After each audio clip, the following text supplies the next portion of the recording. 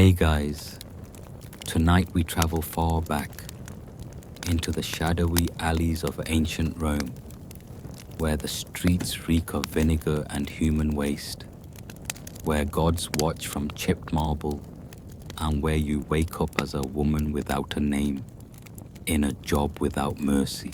You blink slowly. It's dark, but not silent.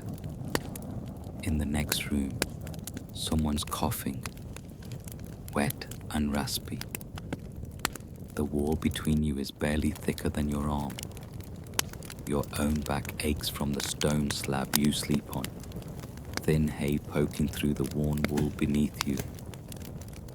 There's no pillow. Your hair, what little of it remains after lice and stress, is flattened against your skull, sweat-caked. You shift your legs, sore from yesterday's work, and brush against the crumpled tunic you didn't bother to fold. Another day begins in the lupanar, the brothel. You probably won't survive this life for long. Most women in your position don't.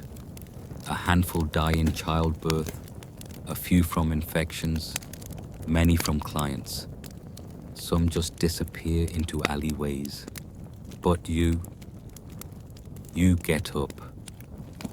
Because you don't have the luxury of collapsing. You sit up slowly.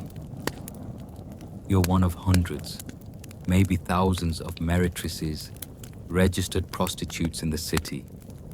Not a citizen, not a wife, not even a servant. Just something else. Something legally tolerated, socially reviled, and spiritually condemned all at once. That's Rome for you. Contradiction on every marble pedestal. The air is thick and sour. Your little room has no window, just a gap in the ceiling where candle smoke escapes. Light drips in, grey and faint, as if even the sun can't bring itself to look at this place directly. You swing your legs over and wince. There's a bruise on your thigh the shape of a senator's signet ring. You didn't ask for that. In the hallway, the floor is sticky. Oil, sweat, something else. The walls are covered in fading graffiti. Crude names, vulgar boasts, maybe even your own scratched into the plaster by someone who liked you enough to remember your name for a night. A few are frescoes too, painted images of couples mid-act, intended more as advertising than art. But they've faded, the red ochre now closer to rust, just like everything else here.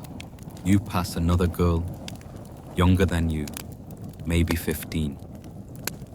She's missing 2 teeth and already limping. You don't know her real name. She doesn't know yours. Sometimes you share food, but never stories. Why dig up pain that has no listener? The Leno, your brothel owner, is already yelling somewhere near the front. You hate his voice, high-pitched and nasal, but it's safer to move when he calls, safer to smile, safer to be fast. You wash in a cold basin, last night's water, cloudy with someone else's soap. You pat yourself with a scratchy rag and rub your underarms with vinegar. No perfume. You can't afford that. Instead, you smear your body lightly with oil. Cheap, sticky, maybe even rancid, but it hides the worst smells. There's a box under your cot. You pull it out and open it. Inside is everything that makes you desirable today. A threadbare saffron robe, bright enough to catch the eye, scandalous enough to mark you as a woman of the night. A false blonde wig, styled like an aristocrat's, though the curls are fraying. A tiny pot of lead-based makeup. It stings your cheeks when you smear it on, but pale skin makes you seem wealthier than you are. You check yourself in the broken bronze mirror. Your left eye looks more tired than your right. You dab something under it, pinch your cheeks, and practice a smile. Not a warm one, a calculated one. Wide enough to seem eager, but not too wide. You once smiled too much and got slapped for mocking a customer, and then you step outside. The city greets you with noise, sandals slapping cobblestones, carts creaking, vendors shouting, dogs barking, a baby wailing. The smell is worse than inside. Human waste dumped in gutters, fish rotting under the August sun, incense from a temple blending weirdly with charcoal smoke. You wrap your shawl loosely around your shoulders, not for warmth, but to catch a man's attention, and maybe his coin. You walk uphill, slowly. You're not headed anywhere special yet, just making your rounds, passing the baths, the tabernae, the shadowy corners where soldiers lounge. Some days they whistle, other days they spit. You're part of the scenery here, ignored until needed. A woman across the street locks eyes with you. She's middle-aged, in a clean tunic, escorting a young boy with a scroll.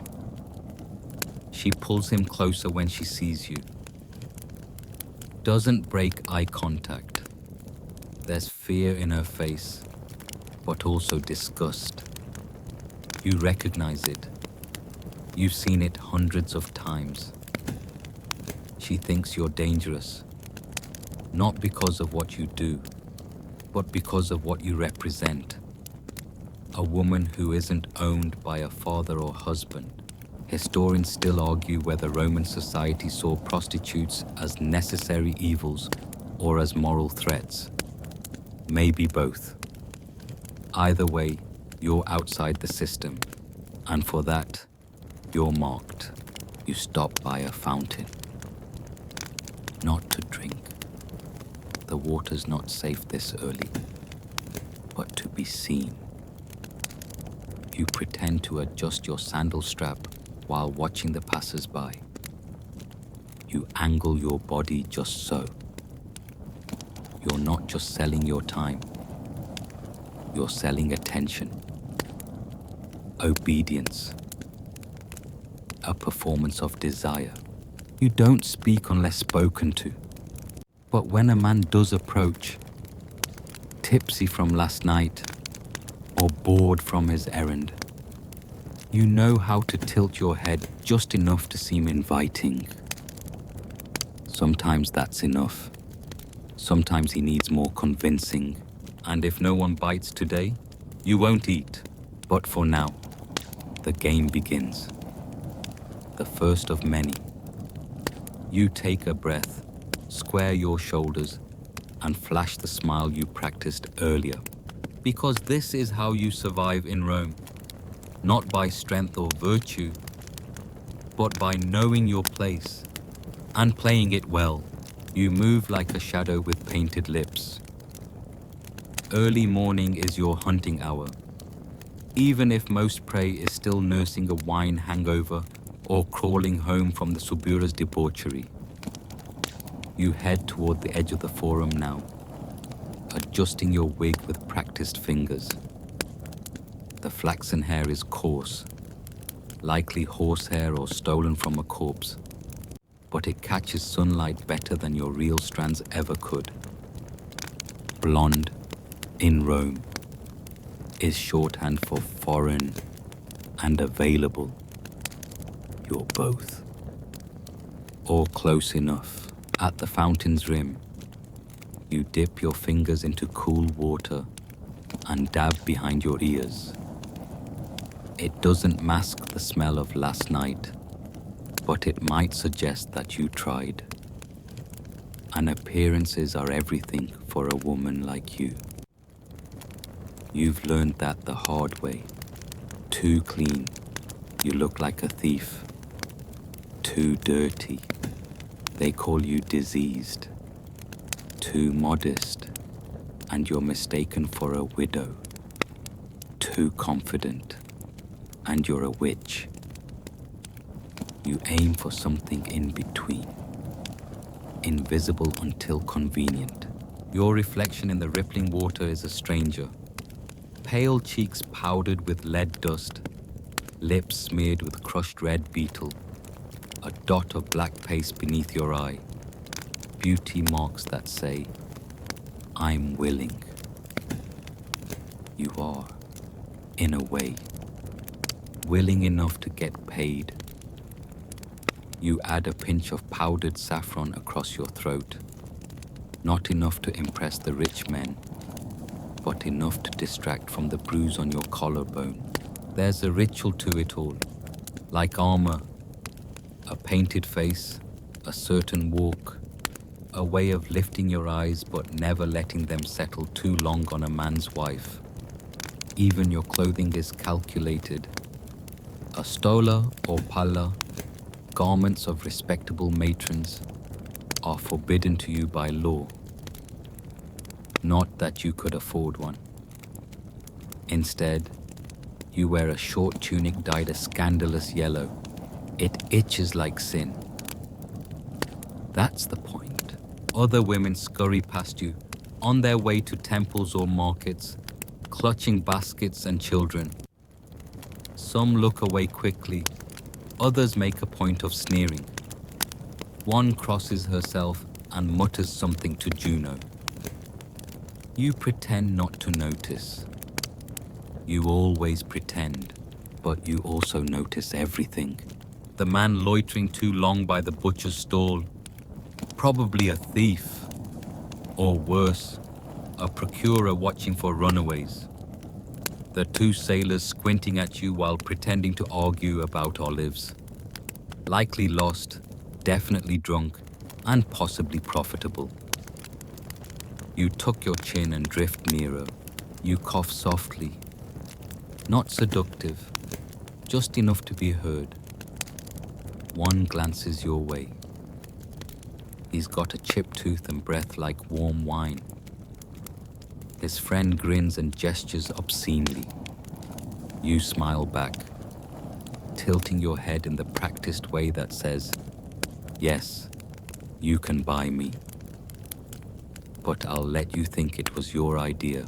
They shuffle closer. You smell salt and garlic, and something less pleasant.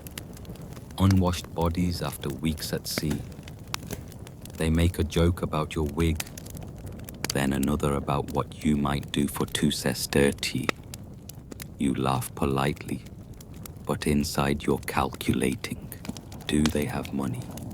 Will they be rough? Will they remember to pay? You can't ask outright. It kills the illusion. Instead, you murmur something about a quiet room nearby. If they follow, you'll lead them past the fruit stall, behind the bathhouse, to the curtained alcove you rent by the hour. But not yet. You need more eyes on you, because in this economy, it pays to be seen being wanted, and sometimes you get lucky. Not with the men, they're on their old variations of the same shape, but with timing. A merchant's son walks past, just as the sailors wander off. He sees you smile, he sees their interest, and now he's curious. He doesn't speak right away, just leans against the pillar, watching. He's young, dressed too well for this district. His sandals are new. His ring is real. He asks your name. You lie, not because you want to deceive, but because your real name died the day your father sold you to pay off gambling debts. You use a name that sounds Greek. Men like that. Exotic, but not too foreign. He grins. You mirror it. He wants to touch your hand, to hear your laugh, to know that you think he is different. So you give him that, for now. You even feign surprise when he asks your rate, as if that wasn't the only reason you're still talking to him. Historians still argue whether prostitutes in Rome had control over their pricing. Some say it was fixed by brothel owners. Others claim the women negotiated on the fly. The truth probably lies somewhere in between. You know this. The price changes depending on how much you smile, how fast you walk away, and how loudly you sigh when they ask for more than they paid for. You name your rate. He hesitates. You shrug like it doesn't matter. He agrees. But before you go, you check the shadows. A city guard is standing across the plaza.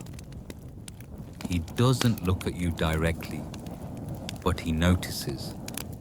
Always does. They patrol this district often, not to protect you, but to make sure you remember what you are. If you start acting like a real woman, too modest, too clean, too quiet, they might decide to arrest you for impersonation. Only citizen women can behave like that, and you are not a citizen. You're not even considered fully female in legal terms, more of a category. Infamis, dishonored, untrustworthy. You can't testify in court. You can't inherit. You can't marry anyone above your class. You exist outside the safety of womanhood, even while being all too fleshly female. But your voice still works, your legs still walk, and that's enough to earn something today. So you take his hand and lead him away from the forum, past the bakery with its ash-covered loaves, past a child chasing a rat, past a statue of Venus that's missing its nose. He talks too much. About his father's shipping business, about the villa he'll inherit. You smile and nod and occasionally touch his arm. He's not the worst kind, not yet. Later, you'll add a few drops of vinegar to the basin and wash his scent from your thighs. You'll peel off the wig, rub away the lead paint, and press cloth against a sore that's beginning to fester on your heel. You'll count the coins, hide them beneath the straw, and hope no one steals them before nightfall. And you'll start all over again tomorrow. By mid-morning, the city is grinding into motion. You've already had your first client, a decent one as far as they go. But there's no time to linger. The money is barely enough for bread and wine. Maybe a sliver of fish if you stretch it. The streets are heating up. Dust rising from the cobblestones in lazy spirals. And now you're headed toward your next battlefield. The public spaces where deals are made, bodies are sold, and women like you stake out small corners of power. The Lupanar is your base, yes, but business doesn't happen in just one place. Rome offers many stages for your work, each one with different rules, different risks, and different men. First, there are the taverns, hot, loud, reeking of spilled wine and half-roasted meat. You slip through the back door of a taberna you know well. The innkeeper doesn't like you, but you bring customers who drink heavily, so he lets you stay near the kitchen. The low-ceilinged room is dim and muggy. A couple of legionaries already slump over clay cups, their laughter sharp and sloppy. You sit casually on a stool near the hearth. You don't speak. You don't need to. One of them leers over his shoulder, elbowing the other. You shift your weight so your tunic slides just enough to suggest, but not promise. The offer is always implied, never announced. Sometimes the tavern is good to you. Soldiers are tired, lonely, and quick to spend their pay before marching orders drag them out again. Sometimes it's dangerous. A man who drinks too much might forget to pay. Or worse, think that payment is optional. But at least here, there are witnesses, usually. From there, you drift toward the public baths. Not to bathe, of course. That privilege is for those with the coin to enter legally. But the men emerging are flushed and relaxed, often emboldened by steam and oil. You linger near the entrance, pretending to wait for someone. The guards know what you're doing, but as long as you're subtle, they won't interfere. Not unless you get unlucky, and then there's the Circus Maximus. On race days, it's chaos. Thousands of people shouting, gambling, drinking. Every status jumbled into one sweaty, throbbing mass. You hate it and love it. So many eyes, so many coins, so many hands. You keep close to the outer walls, near the vendors selling honeyed almonds and vinegar drinks. You don't sell yourself here outright. You sell the idea of yourself. A whisper, a laugh, a promise. Later you might meet them behind the stables or beneath the stands. But today isn't a race day. Today, you walk the edge of the forum, where lawyers shout and senators posture and slaves run errands with downcast eyes. You are careful here. Too many important men. The wrong smile at the wrong moment could get you a beating. Or worse, dragged before the censor and fined for disturbing civic order. Still, you linger near the colonnades. Some men want to be disturbed. The trick is knowing which ones. A scholar once called Rome a city of surfaces, marble facades hiding rot and ruin. You feel that in your bones. Every day you perform the same dance, being visible enough to attract, invisible enough to survive. You aren't just selling your body. You're selling a presence, a feeling, a role that men need but pretend to loathe. Historians still argue whether Roman prostitutes saw themselves as victims, entrepreneurs, or something in between.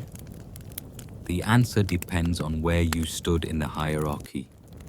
But you know this. Standing still means hunger. Movement means survival. There's an alleyway behind the bathhouse with a wall etched in names. Some are carved deep, others just scratched. A few are women like you. Ice, Faustina, Chloris. Maybe real names, maybe not. You like to run your fingers over them, wondering how many are still alive. Today, you find a new one. Marcia was here. It's fresh, jagged, and tilted sideways. You smile. You don't know her, but you admire the boldness. You think about carving your own. But not yet. Not until you have something worth remembering. Near midday, the sun is brutal. You tuck into a shaded corner near a temple, one of the smaller ones. where pigeons outnumber worshippers. The steps are warm beneath your thighs. A few coins jingle faintly in your pouch. Not enough. A boy passes by, no more than 10, carrying a wooden tray of trinkets. He pauses when he sees you. You hold out a hand and he tosses you a date. You catch it with a smile, bite into the soft flesh, and spit the pit into the gutter. Small kindnesses still exist in this city, just not very often. You watch the women pass again.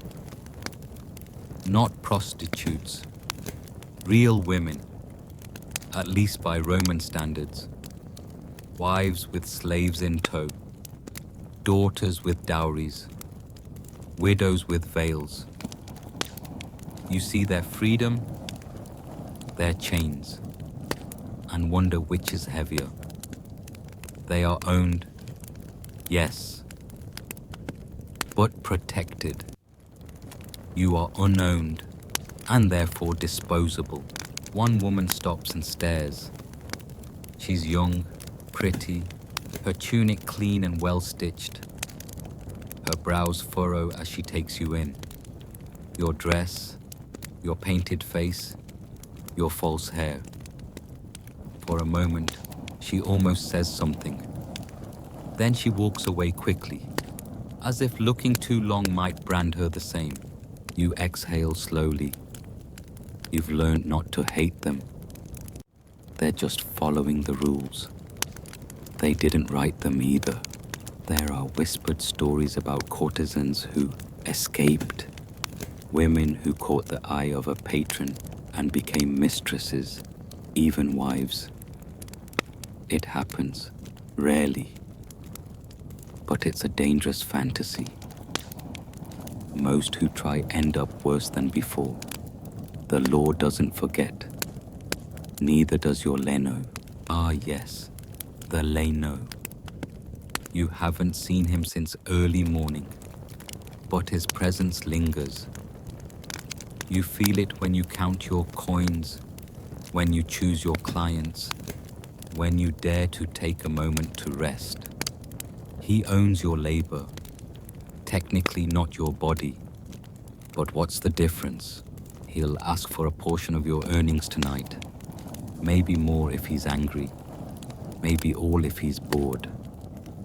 And there's no appeal. No contract. You are not a partner. You are an asset.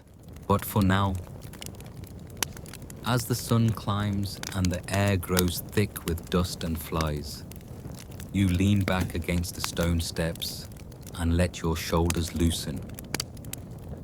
1 minute of stillness. 1 bite of a stolen date. 1 name scratched on a wall. You're still here, and that counts for something. The forum quiets slightly after midday, just enough for the heat to settle in like a damp wool cloak draped over every stone and shoulder. You're slick with sweat beneath your tunic. Your wig itches. Your feet are already sore. But the next few hours are your most important. Because this isn't just a job. It's a battlefield. And if you want to eat, maybe even save a coin or two, you've got to play the game better than the women around you. And there are so many women around you. Some, like you, work alone. You know them by their yellow tunics and practice lean against doorways. Others belong to brothels or lenonis, managers of flesh who take half the earnings and call it protection. Some are streetwalkers, some are tavern girls, some are bathhouse attendants who smile too sweetly at the men they're technically just drying off. And then there are the meretrices of a higher class, the ones who don't wear saffron-dyed rags, the ones who can afford actual perfume in their own dwellings, the ones who talk to clients before touching them, who sip watered wine with poets who get called courtesans instead of whores. You hate them. Well, you admire them and hate them, both. Their wigs are better, their teeth are white, they speak Greek and quote Ovid, and worst of all, they have repeat clients. One of them walks by now, all effortless confidence and expensive linen, trailing a whisper of cinnamon oil and the smugness of someone who only sees the inside of a brothel to mock it. She doesn't look at you. She never does. Still, you know her name. Everyone does. Aelia. She keeps a log of her clients and their preferences. Men like her because she's witty, educated, just dangerous enough to feel exciting, but not enough to get them in trouble. They pay her to be clever. You envy that, because when men come to you, they don't want clever. They want fast, or cheap, or silent. You shift your weight against the marble column where you've been standing and adjust your neckline. Time to draw in a new face. A man approaches. Middle-aged, red-faced from sun and wine, clearly from the merchant class. Not poor, but not interesting. You brace for the usual line. He delivers it perfectly. Busy, he grins. You smile like he's the first man to ever say it. He asks how much. You quote a price. He winces, tries to bargain. You lower it. Just slightly, because his sandals are new and his tunic is real wool. He might tip. You hope. You lead him into a quiet corner behind a shrine, out of sight but not too far from people. A balance between risk and discretion. 10 minutes later, you're adjusting your tunic and trying not to think about the stain on your leg. He doesn't tip.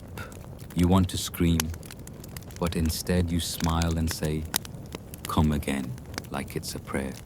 You wash yourself in a bucket a vendor left behind and scrub your thighs with a rough cloth. The water smells like cabbage and stale wine.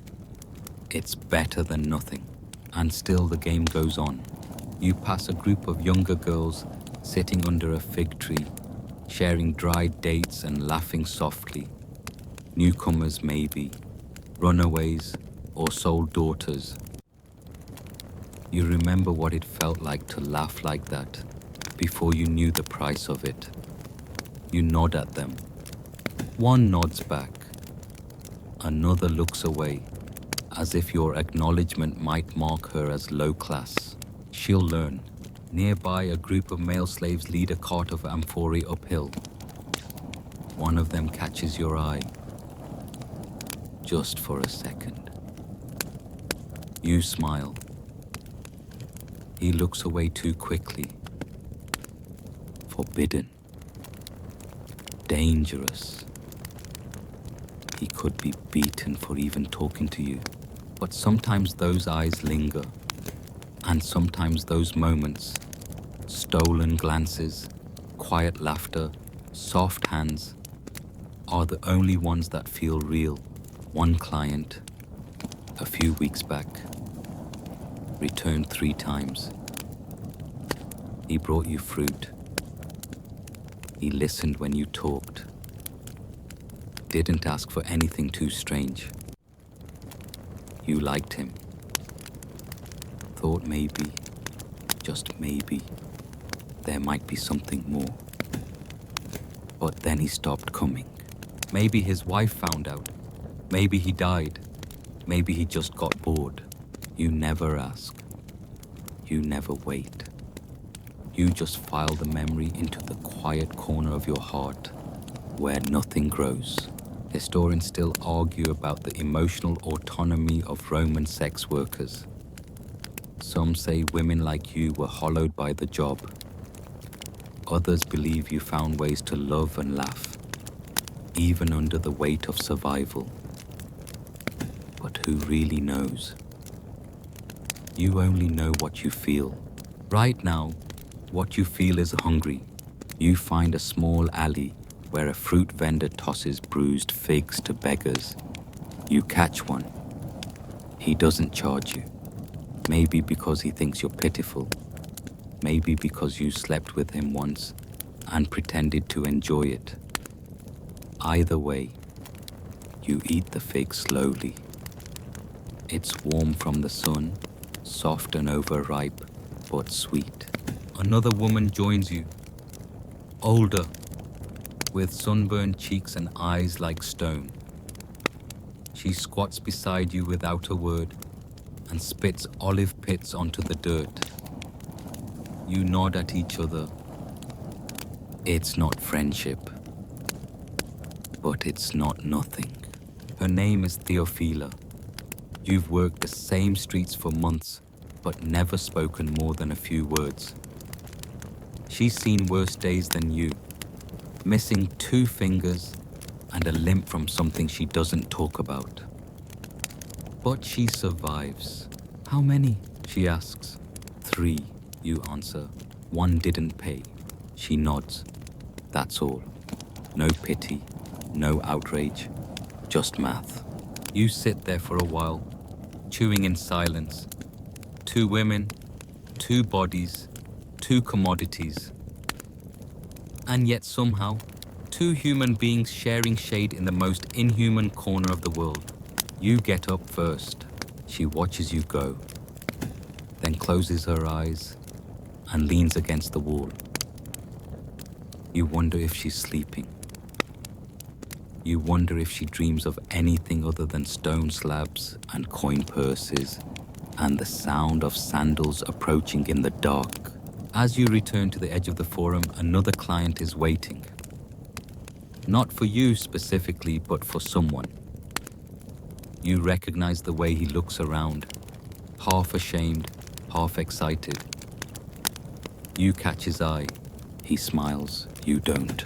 Not yet, because there's still the matter of price and of pretending for just a few moments that he's not the 10th man to want you today, and that you don't already know how he'll move, what he'll say, how he'll smell. You breathe in, and the game begins again. The work doesn't truly begin until the afternoon. What you've done so far, wandering, smiling, negotiating, is just the warm-up.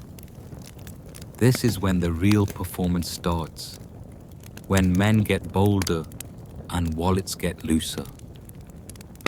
The sun is high, the wine flows freely, and the social constraints of morning begin to melt like beeswax on temple steps.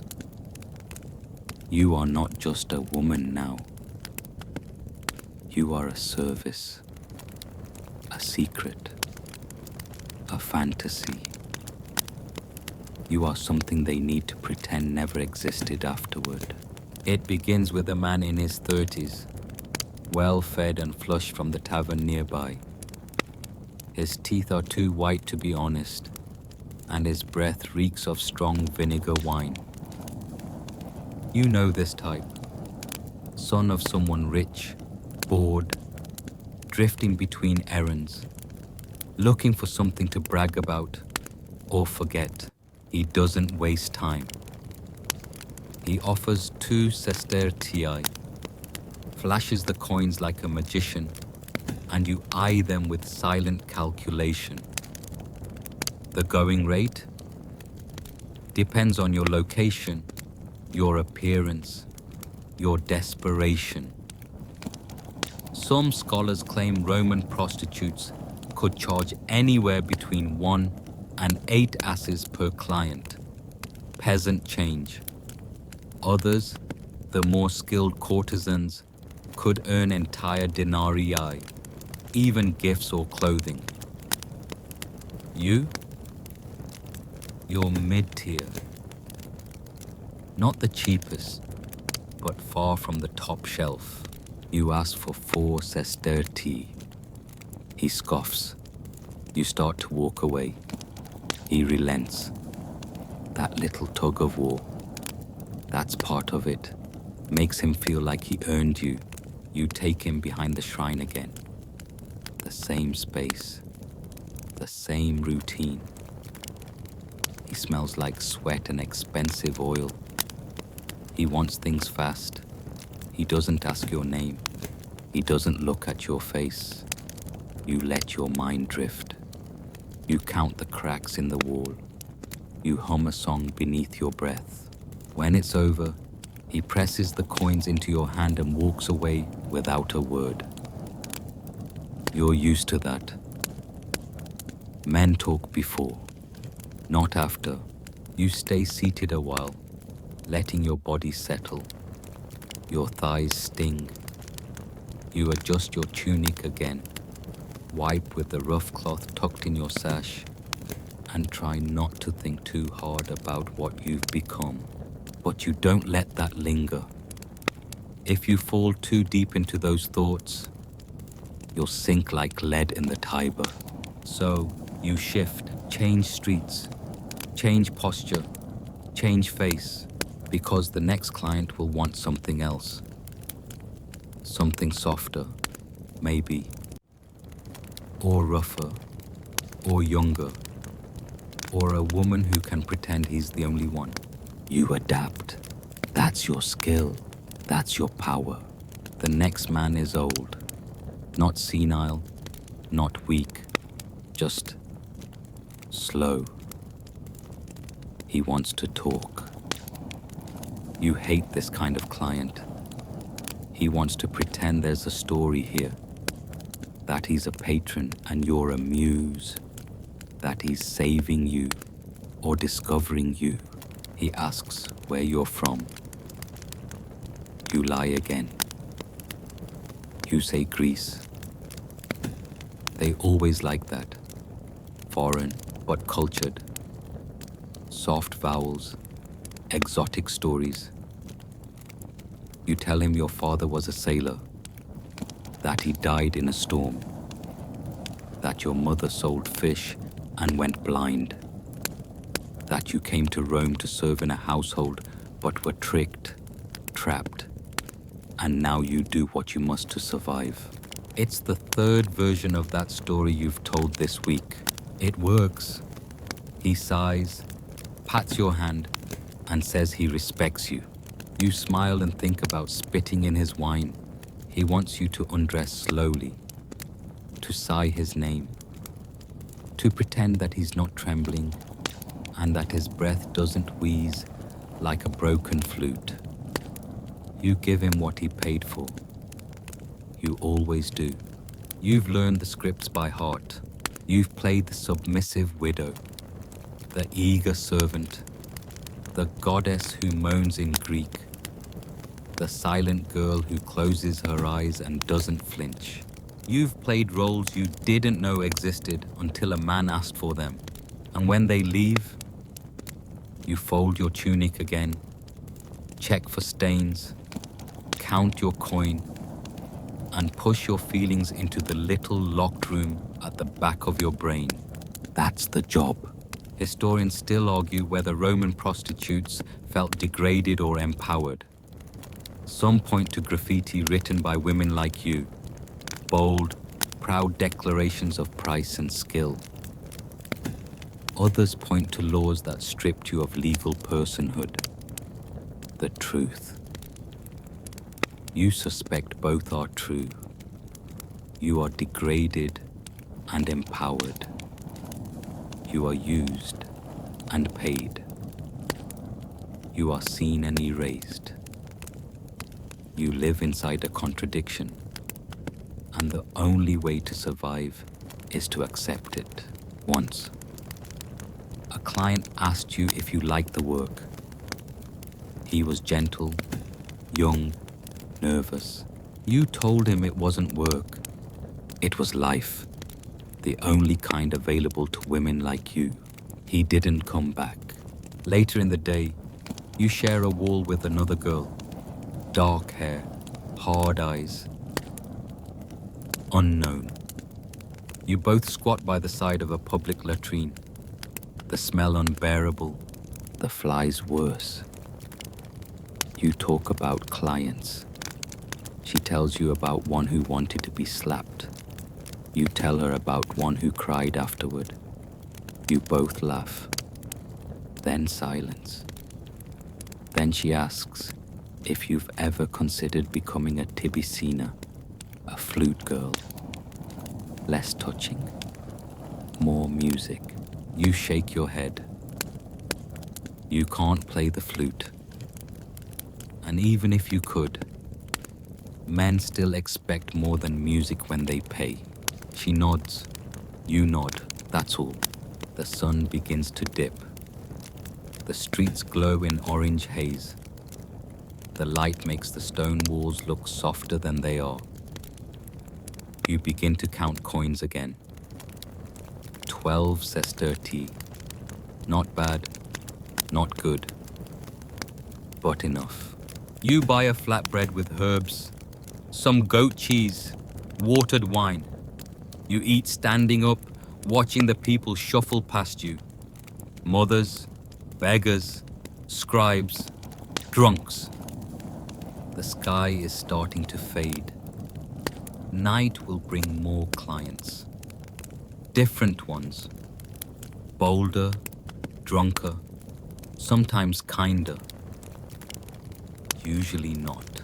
But this little window of calm, this bite of hot bread and briny cheese, this moment where no one is touching you, where no one is demanding or bargaining or pretending.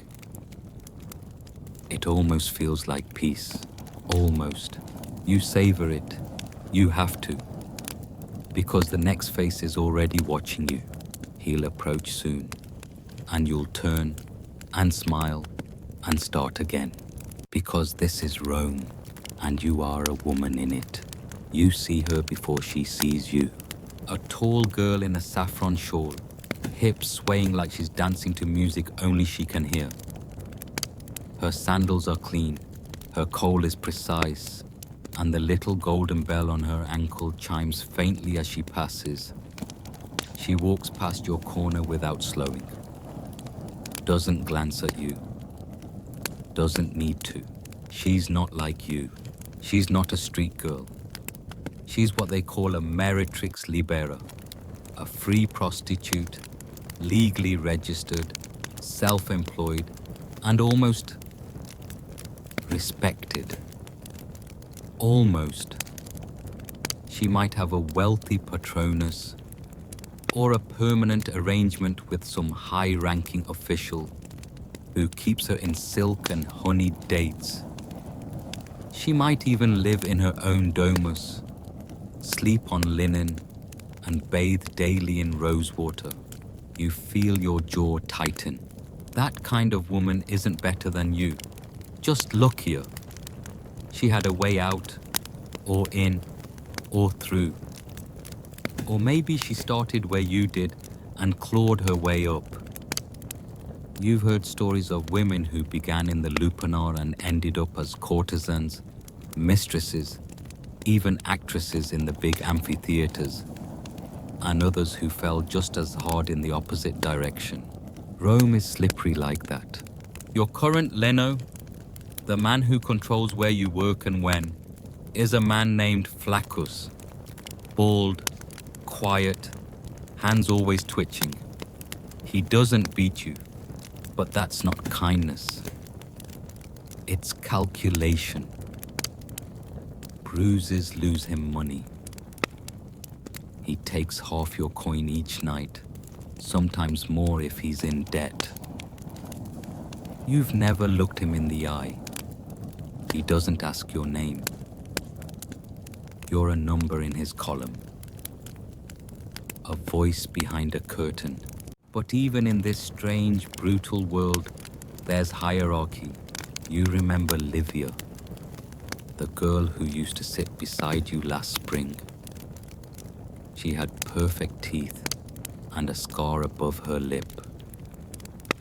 One day she was gone. You thought she'd died. But then you saw her again, weeks later, at a dinner party you snuck past. She was reclining in fine silk, hair piled high with pins, sipping spiced wine, laughing at some senator's joke. You weren't sure if she saw you, or if she pretended not to. Climbing the ladder means finding a way to be useful to a richer man, a merchant, a noble, a gladiator who wins too often. You let him believe you're different. You listen. You flatter. You fake your laugh just right. And if he likes the illusion, he might take care of you. Historians still debate how much power these women had. Some claim they held soft influence over the elite. Others argue they were always disposable, decorated pets in gilded cages. The truth. Even the most expensive meretrix still had to smile through clenched teeth, still had to accept that her role in the world was temporary. Because even if you rise, you're still selling the same thing, just at a higher price. Your thoughts are interrupted by shouting.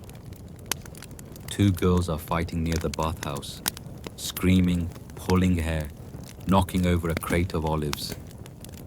It's over territory.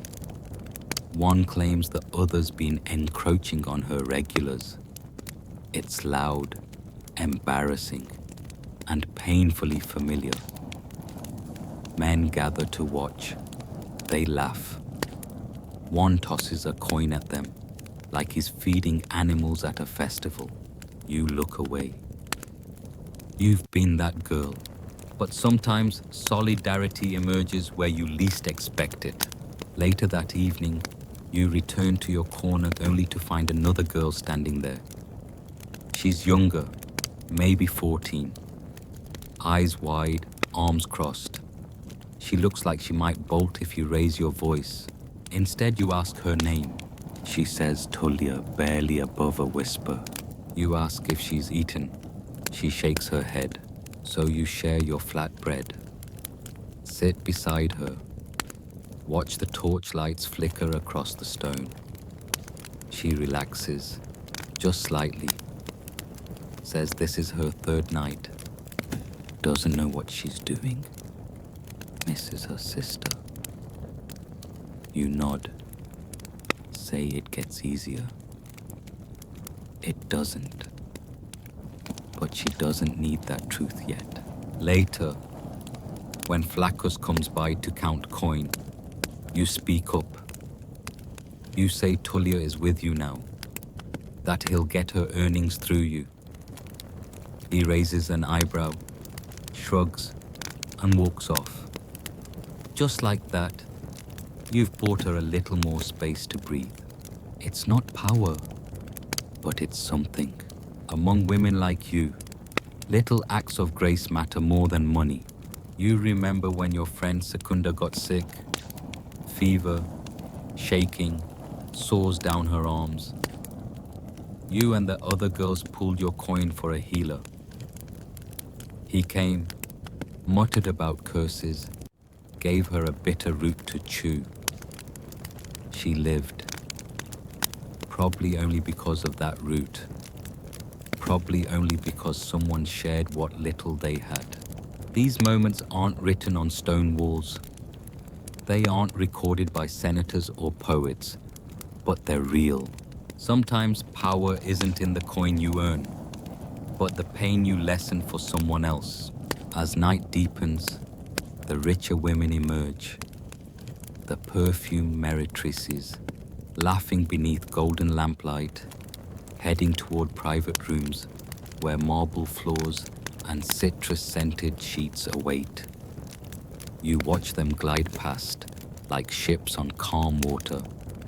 You envy them. You resent them. You hope for them. And then a client grabs your wrist. Time to work. You smile. You lead. You play your role. But you don't forget Tullia. You don't forget Secunda. You don't forget that hierarchy may shape your world, But within it, you carve out something like dignity. One glance, one coin shared, one name remembered. You are not nothing. Not yet. Morning comes again, and your body aches. Not the way it used to ache. Those sharp stabs when you first started, when every motion felt like tearing silk in the wrong direction. No, this ache is deeper now. Heavier. It wraps itself around your spine like a wet blanket, seeping into your muscles and refusing to let go. You sit up on your straw pallet, brushing away a beetle. Someone downstairs is already crying, maybe Tulia, maybe not. You've stopped asking. You've learned that in this place, pain has 1,000 sources and rarely a name. You pull on your tunic, threadbare and sweat stiff, and reach for the thin veil that marks you. It's not decorative, it's mandatory. Roman law requires that prostitutes dress in ways that set them apart. Bright colors, cheap fabrics, garish makeup. The opposite of what a respectable woman wears. The distinction is visual, legal, and absolute. They want everyone to know what you are, because a Roman woman is not just a person. She is a social category. A wife, a daughter, a matron, a vestal, or a meretrix. You belong in that last box, and there is no exit door. What does that mean, really? It means you can't testify in court. Not even if someone beats you bloody. It means you cannot legally marry a Roman citizen. If you somehow do, the marriage is void. It means you're forbidden from dressing like an upper-class woman. No stola, no white veil, no pearl pins. Even your shoes betray you. Soft leather flats for those who belong. Splintery sandals for those who sell. You are branded, not with ink, but with fabric, posture, and silence. Historians still argue whether these restrictions were designed to shame or to protect the moral fabric of Roman society. Some think the laws merely reflected what society already practiced. Others say they created the stigma by codifying it. Either way, the result is the same. You are a walking red flag. Still, you move through the market. Your stomach growls, so you trade a service for breakfast. A man in his 50s, married, soft hands. He insists you call him Dominus, but winces when you do. Afterward, he offers you 3 figs and a handful of olives. You say nothing, chew slowly, and walk away before he asks you to pretend he's the only man you've ever loved. Because that's the game. They want your body, yes. But more than that, they want the illusion of control, of romance, of being special. You're not just performing sex, you're performing belief. That's the real transaction. At the shrine of Venus Erycina, you pause, not to pray exactly. You're not sure what gods still listen to women like you. But the smell of burning myrrh and crushed petals makes your breath slow. Other women like you are here, lighting candles, whispering names, staring into flame. You nod to a girl you don't know. She nods back. Nothing more is needed. You think of your mother. You haven't spoken her name aloud in years. You don't even know if she's alive. But you remember her fingers combing your hair with olive oil. You remember the lullaby she hummed in the summers, when the air was thick and restless. She once said, "Even a cracked jar can hold water." At the time, you thought it was about pottery. Now you know better. You think of another saying, this one scribbled on the wall of a tavern in the Subura. "Don't mock the girl in the doorway. Someday your wife might be her." It makes you smirk even now. Rome is full of contradictions. They despise you, yet depend on you. You're called impure, yet men line up nightly. They want your services, but not your story. Your laughter, but not your opinions. Your body, but not your breath. The philosophers say a woman's virtue is in her chastity. But what of your endurance? What of your mercy? What of the time you held a dying girl's hand until she stopped shaking?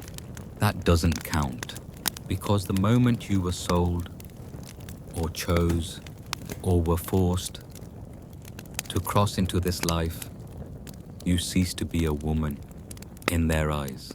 You became something else, something useful. And so you create your own rituals. A hair comb you stole from a patrician's bathhouse becomes a relic.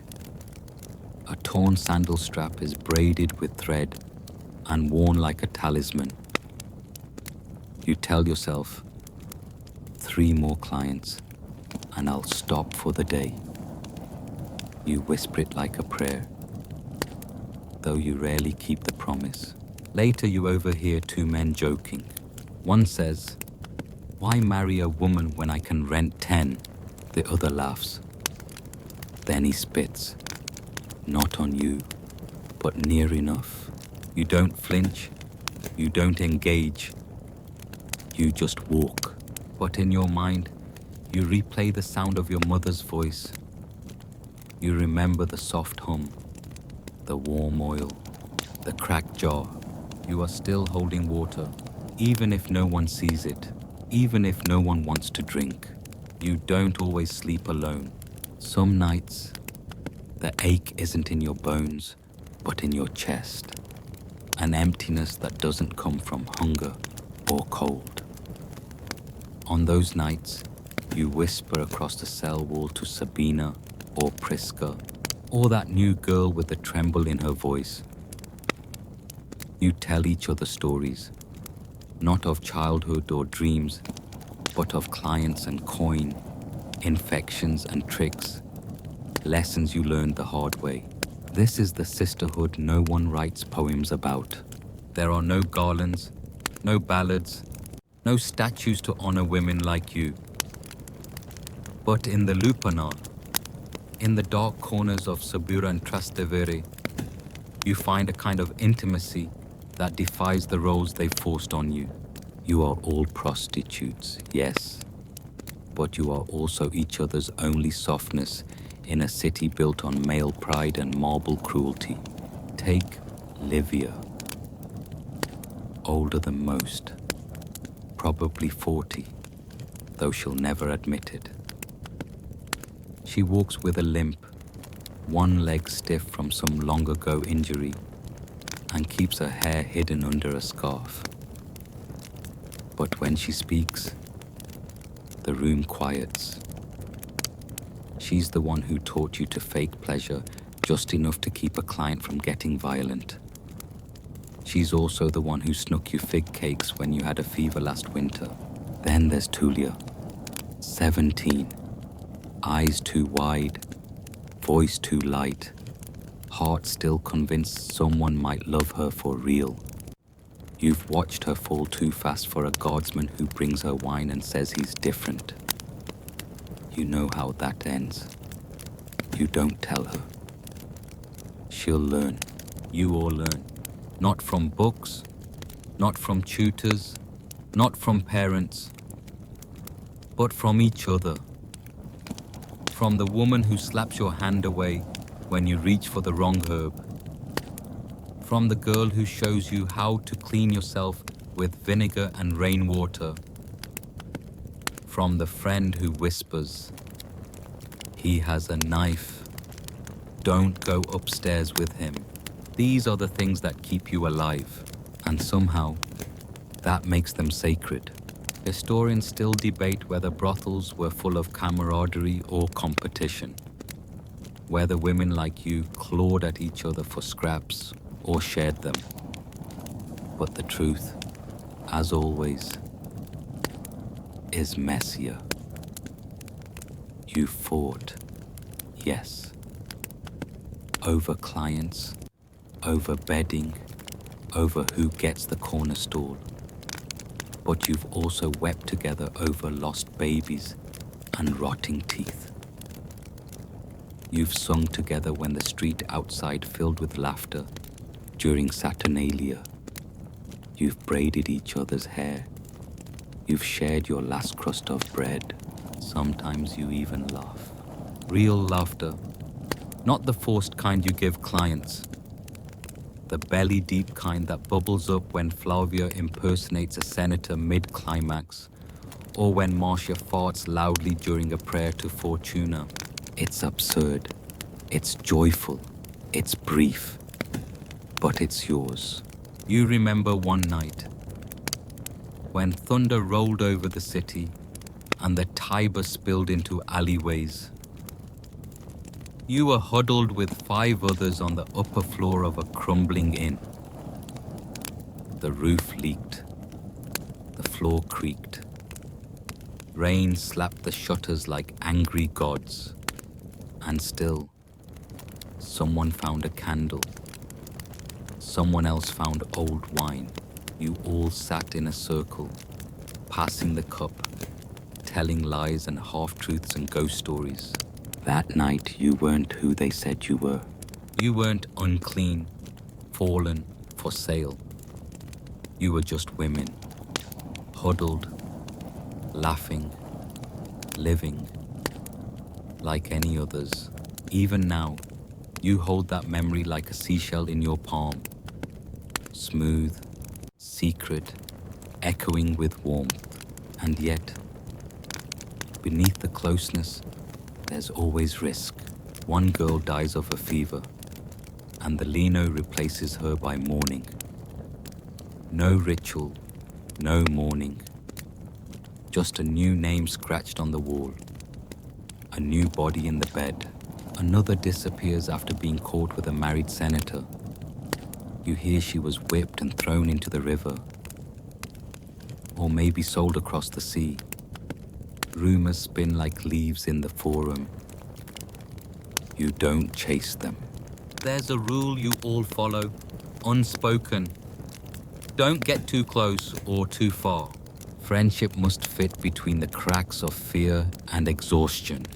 But sometimes, on a quiet afternoon, you sit with another girl under the awning of a taberna and share a pomegranate. You let the juice stain your fingers. You talk about nothing, about sandals and dye pots and whether that actor at the theater is secretly bald. And for a few minutes, you forget that you're supposed to hate yourself. You remember that you are funny and sharp and kind. Not everyone sees this side of you. The world looks at prostitutes and sees mouths and thighs and coin purses. It doesn't see the way you rock a girl to sleep when she's too sore to lie down, or how you boil water with lavender to soothe someone's cramping belly, or how you once sang a lullaby in Greek to a client who was crying so hard he couldn't speak. You are not just flesh. You are witness. You are keeper of secrets. You are ghost and midwife and storm shelter. And in a world that claims to know women, how they should walk, how they should dress, how they should speak, you and your sisters carve out a different knowledge. One built not on law or lineage, but on survival and stubborn grace. They will not write about you in the official histories, but in these whispers, these glances, these stolen smiles, you have written yourselves into each other, and that might just be enough. The pain creeps in before the sun does. Your joints crack when you move. There's a throb in your lower back, like something's trying to punch its way out. Your thighs are stiff, and your left ankle, bruised 2 nights ago by a client who mistook no for theatre, refuses to hold your weight without complaint. You groan as you shift on the straw mattress. It smells like damp wool and stale wine. Something small and black scuttles away as you lift the corner. You don't scream. You don't even flinch. You're used to creatures that bite. Your body is your livelihood, but also your liability. It breaks down faster than anyone thinks, especially when it's not treated like a body, but a tool, a vessel, a thing for rent. You try to stretch. Your ribs ache. Your belly's been upset for days. Too much cheap food, too many coins exchanged for second-hand stew and third-hand wine. You pop a fig seed into your mouth, more for the imagined comfort than nutrition. This is what being a woman means in your Rome. Not elegance or romance, not poetry or baths, but bruises, blisters, and the constant gamble of whether what goes in or what comes out will kill you. There's a girl downstairs who started bleeding 3 days ago and hasn't stopped. You hear the rustle of fabric, the occasional moan. Someone tried to help her with herbs, but it just made her vomit. You press your palm to your abdomen and whisper a prayer to Bonadia. Not for miracles, just for another day without infection. Historians still argue whether prostitutes had access to medicine. Some claim they were left to rot, discarded by physicians as unworthy. Others suggest certain midwives and herb women were paid under the table to treat undesirables. You know the truth is somewhere in between. You've had both. The healer who spat when she saw your tunic, and the quiet old woman who wrapped your wounds without a word. Pain becomes a kind of background hum. It shapes your posture, your gait, your voice. You learn to breathe through it. You learn to smile with a split lip, to kiss with a sore tooth, to hide the limp in your step until the man's coin hits your palm. There are tricks, of course. Honey mixed with myrrh for burns, boiled willow bark for cramps, wool soaked in vinegar for, well, everything. But no trick stops the shaking that hits you after a rough night, or the panic that sneaks up when you smell the same oil a violent client used, or the flash of terror when someone grips your wrist too hard, too fast.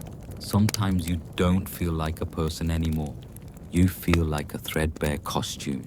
You catch sight of yourself in a puddle, the smeared coal, the swollen cheek, the hollow under your eye, and you think, is this still me? But there's no time to answer. You have to work. Your Leno doesn't ask if you're okay. He asks if you're ready, and he always means ready to perform. So you go. You dress. You dab perfume behind your ears. You bite your lip to bring a little color to your face. You paint over your bruises. You try to walk like your hips don't feel dislocated. And if you're lucky, the first client is gentle. More often, he's not. He smells like garlic and authority. He wants you to call him Dominus. He doesn't look you in the eye. He doesn't seem to notice that you're not even faking it today. When he finishes, he tosses a coin that rolls under the bench. You crawl for it. You feel ridiculous. Then you feel numb. Back outside, you rinse your mouth with sour wine. The sky is a shade of grey that makes everything seem tired. Like Rome itself is watching and doesn't care. A man bumps into you in the street and curses. You don't answer. You're too worn to argue. Besides, in his eyes, you don't even have the right to space. You pass the baths, not the expensive ones, not anymore. And you hear women laughing. Real women. Matroni. Wives. The ones who bathe without shame, who wear their stolas like shields. You wonder what their hips look like without bruises, what their feet feel like in the morning. You wonder if they bleed too.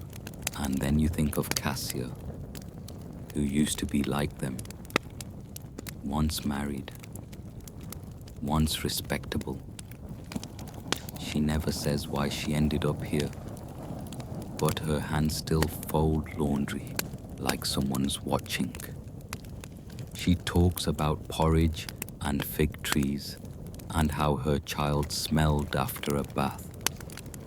She doesn't talk about the husband. Sometimes you see her cry when she thinks no one is looking. Even so, she's strong. She taught you how to move your body so it hurts less, how to flex your thighs a certain way so a client thinks you're engaged, even when your mind is miles away. These tricks pass from woman to woman, a quiet inheritance, one of the only ones you get in this life. There are moments, brief, shining, awful moments when your body rebels completely. You faint in the middle of a client's room, or your leg gives out as you walk down the stairs, or you start shaking so violently that even the most oblivious man notices. When that happens, you're taken out of rotation, not out of kindness, but to avoid scaring off business. You lie on a cot. You shiver under a threadbare blanket. You count the cracks in the ceiling. And you wonder, is this it? But it never is. Because someone always shakes your shoulder and says, she's gone, her bed's free, you're up. And you get up. You always get up. Even when your insides scream. Even when your heart feels like a crumpled scroll. Even when you want to curl into the corner and vanish into plaster and dust. You move, because this body, your battered, brilliant, bleeding body, is all you have. It's the cage and the key. The shame and the weapon. The reason you're here. And the only thing keeping you alive. You don't love it, but you defend it, because no one else will. By now, you know every crack in the street outside the Lupanal. You know how to recognize a magistrate's son by the stitching on his tunic, and how to duck a blow before it lands. But what you never quite get used to, no matter how many years pass, is how much of you the state thinks it owns. You are not just a woman. You are a meretrix registrata, a registered prostitute, a public woman. And that label changes everything. When you first entered this life, by choice, accident, force, or a tangled mess of all three, you had to declare yourself before a magistrate, in public. Your name entered into the Liber Meretricum, the Roman registry of prostitutes. Your status was burned into record, not just for tax purposes, but so the city could mark you as someone whose honor no longer mattered. You remember that day, the way the clerk sneered, the way you couldn't meet your own reflection in the bronze plate on the magistrate's desk. That moment cut deeper than most fists ever would. Historians still argue how formalized this registry was. Was it strictly maintained or selectively enforced? Did every prostitute truly have to sign up? Or was it more common for those working under a leno? The paperwork may be uncertain. The humiliation, very real. Once registered, you're not allowed to wear the stola, the long dress of respectable Roman women. Not even if you buy one. Not even if you marry. Marriage. By the way, is another door closed. Not legally impossible, but functionally absurd. A Roman citizen who marries a known prostitute risks legal stain. His children, probably disqualified from inheritance. You might catch a lover, even a generous one. But a husband? That's fiction for someone else's bedtime. You pay taxes like everyone else. But good luck getting state protection. If a client assaults you, you might be able to bring charges. But no one takes your word over his. Especially if he's richer. Which, let's face it, he almost always is. And yet Rome loves rules. So many rules. You're required to live in certain quarters. You're not allowed in temples unless the god happens to be Venus. You can't bring charges against a paterfamilias. If you speak against a citizen, your testimony counts less. If someone kills you, the punishment is lighter. The irony? You're both hyper-visible and legally invisible. You are watched, judged, regulated, but almost never protected. And there's more. You remember the time a new girl came in, bruised and barely able to stand, and the Leno explained calmly that he had the right to her, that under Roman law, pimps could discipline their property. She was property, so were you. You still are. The Leno says he provides food, safety, clients. In return, he gets a cut, all of your earnings. If you protest, you're called ungrateful. If you flee, you're hunted like a runaway slave. If you defend yourself too fiercely, you risk charges of assault. Yes, you, for not letting someone hurt you. You've heard the stories of women sold into this life by desperate fathers, of widows who turn to prostitution because no one will hire them, of girls abandoned as infants and raised in brothels, never learning any life but this one. Rome offers no path back. Once marked as a prostitute, that scar never fades. Even if you somehow claw your way out, buy your freedom, escape the lupanar, get older and stop working, the law still follows you. You are a famosa femina. Infamous. Disqualified from inheritance, public office, honor. Even in death, your tombstone may be denied certain phrases. You are not remembered as a citizen, just as a body. Sometimes you dream of being someone else.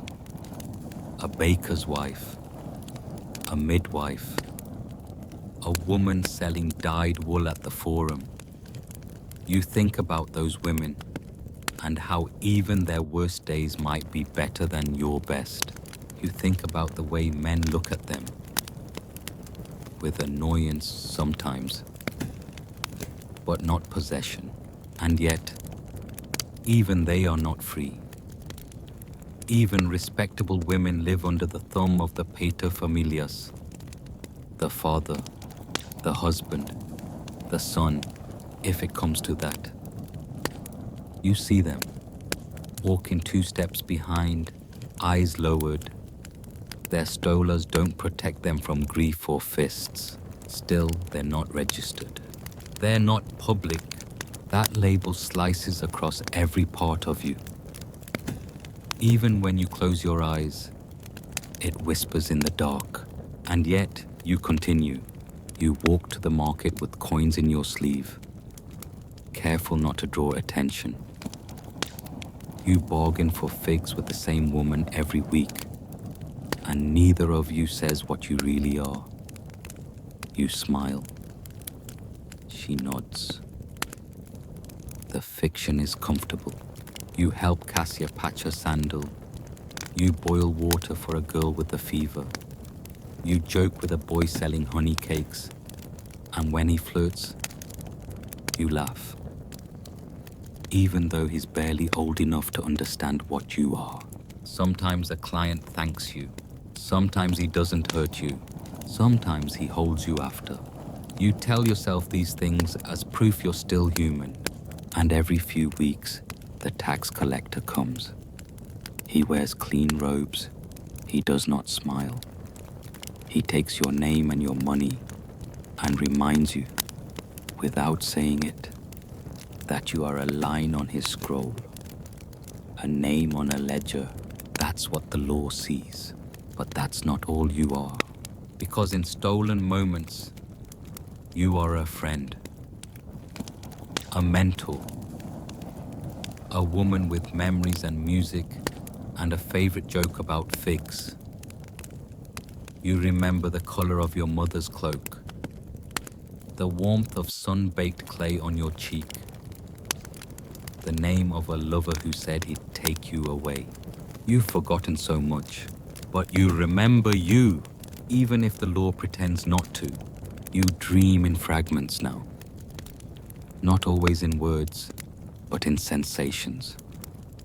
The weight of a real linen dress on your shoulders, the rustle of orchard trees, figs, maybe olives, softly swaying in a breeze you can't feel anymore. Laughter. Children's laughter. Yours. Someone else's. Sometimes, in that floaty edge between sleep and waking, you imagine you're someone entirely different. A woman with time, with a name that isn't whispered or barked or scribbled on a wall. Then you wake up on a damp mattress that smells faintly of oil and worse. One leg is cramped. The coins from last night are tucked under your thigh, warm and pitiful. You count them by touch and already know they're not enough. You're still here, still in the lupanar, still public, still owned. But not hopeless, not always. You carry your dreams like contraband. A piece of yourself the world can't see, can't regulate, can't fine or slap or push down a staircase. Because even in Rome, even here, prostitutes dream. Sometimes you dream of escape. It starts with the client falling in love with you. Of course. That fantasy never quite dies. He's kind, he's rich, he's lonely, and sees something in you no one else does. He says he'll buy your freedom, get you a little house near the Janiculum Hill, far from the brothels and bathhouses. You'll wear soft dresses, you imagine, grow basil in a window box, maybe have a dog. You laugh at yourself sometimes, then hate yourself for laughing, because someone, somewhere, did get out. Not many, but enough to keep hope alive, like a coal you hide under the ashes. Other nights your dream is smaller. Just one night with no clients, a dinner without leering eyes, a chance to sleep without waking up afraid of who might be in the room. Historians still argue how many prostitutes manage to buy their freedom. or even what freedom meant for them once they had it. Some inscriptions survive, carved in stone by women who had been freed and proudly named themselves Liberta. Former slaves, former prostitutes. The words still shimmer with something like defiance, like hope refused to die. You cling to those names. Women like Hispala Faetzania, who once was kept, but ended up a wealthy patroness, or the legendary Volumnia Cytheris, who performed in Greek tragedies and was the mistress of a Roman general. They had lives after the brothel. You wonder, if they could, maybe you can, but it's not easy. Money is one thing, permission is another. A Leno is not always willing to let go of a profitable girl. And even if you do get out, what then? You're still marked, still remembered, still whispered about. Maybe you move to another district, pretend you're a seamstress. Maybe you find someone kind and careful who knows your story and stays anyway. You sell herbs, you braid hair, you do anything that doesn't require selling pieces of yourself to survive. But Rome remembers, even if the world lets you go, your body doesn't forget. The way you flinch when someone touches you too suddenly, the way you freeze at the sound of drunken footsteps, the instinct to make yourself smaller, quieter, duller. Some nights, you hear Cassia whispering to herself in the next bed. She's praying. You recognize the words to Venus, sometimes to Fortuna, once to Juno. You're not sure if Juno listens to women like you. Officially, the temples don't welcome you, but you pray anyway. You light a tiny oil lamp. You offer a coin you can't spare. You mutter a hope into the darkness, asking, not for riches, not even for love, but for rest. Just rest, because your dreams are the only thing the city hasn't claimed, and even they are fading. You used to dream in color. Now it's mostly dust. Voices. A woman calling your name. Not the one clients know, but the one you haven't spoken in years. You try to remember it, and sometimes you think you do. But then the night ends, the sun cracks through the high window, and it's back to the world of sandals, coins, clients, and obligation. Dreams are over, until the next time.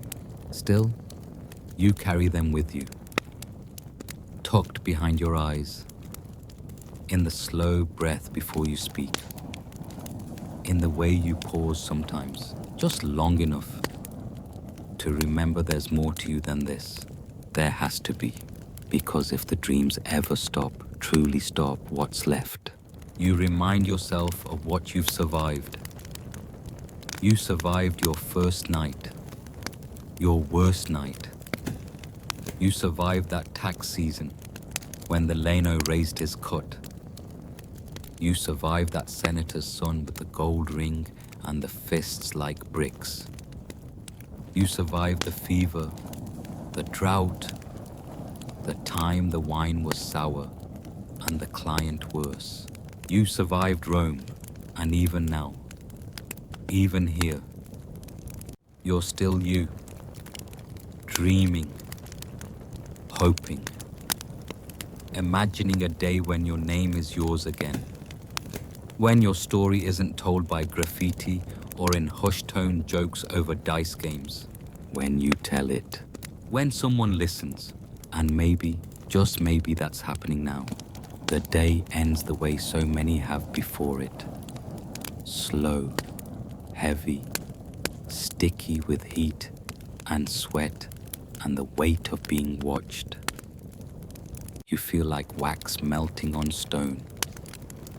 The lamps are dim, and the laughter from the wine shop down the alleyway grows hoarser, more desperate, more slurred. Another day in Rome's underbelly winds to its usual murky close. You're lying on your side, curled slightly, knees pulled up.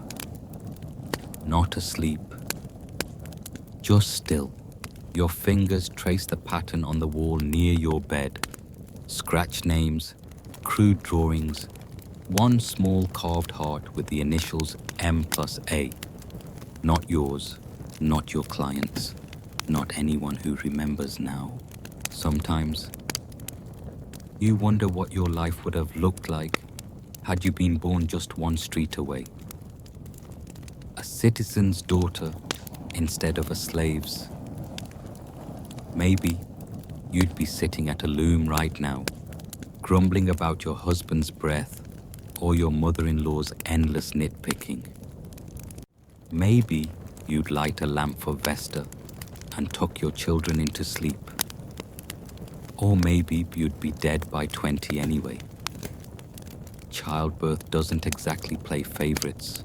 Still, being born into this world as a woman has always meant starting at a disadvantage. You just happen to start a few levels below even that. There's a story, maybe a myth, of a high-class courtesan who was so beloved by her patrons that when she died, they gave her a funeral fit for a senator. Litter, musicians, incense, a eulogy with real tears. Historians still argue whether that ever actually happened, or if it was just another tale men like to tell themselves to justify their own desires. Either way, it wasn't the norm. More common was the opposite. No marker, no mourning, no memory. That's what frightens you most. Not dying, not even dying young. Just being forgotten. Like you never mattered at all. Like you were a passing shadow cast by someone else's torch. Sometimes when you pass the forum, you hear speeches by senators who speak about morality and order. They don't know you. They wouldn't say your name. But they write laws that shape your life. They build statues to women who never bled the way you bled, never begged the way you begged. It's strange. Rome needs you, yet pretends you don't exist. You are foundational to its economy, its appetite, its rhythm. You're the whisper behind the temple column, the face in the tavern corner, the body behind the curtain.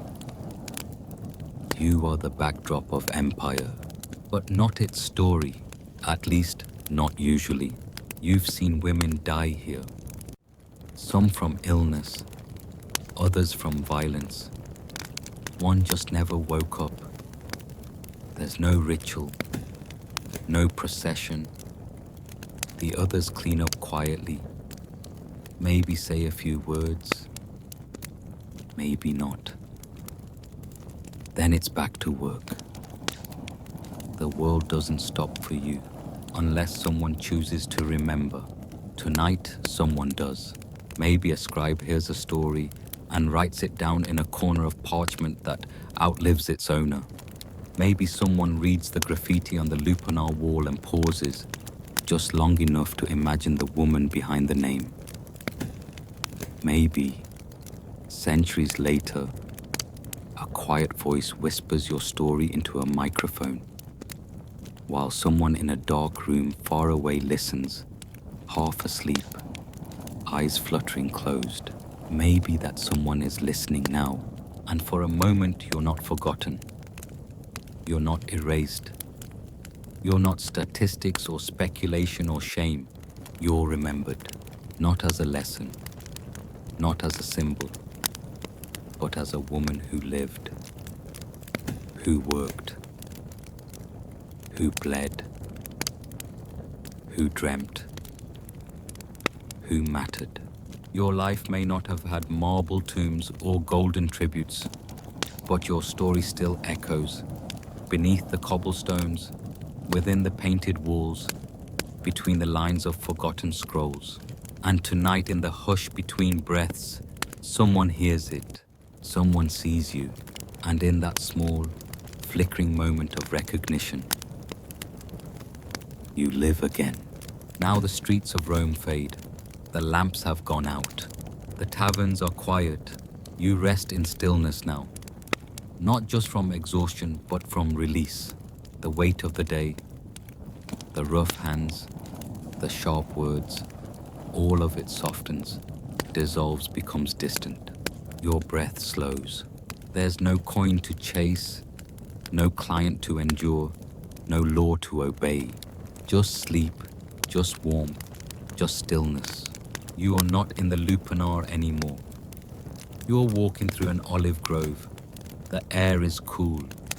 The stars are real. There's no one shouting, no one watching, no one taking. Only the rhythm of your footsteps, the sound of leaves, and the knowledge that, for once, you belong to no one but yourself. Tonight, you are free. Sleep well. You are remembered.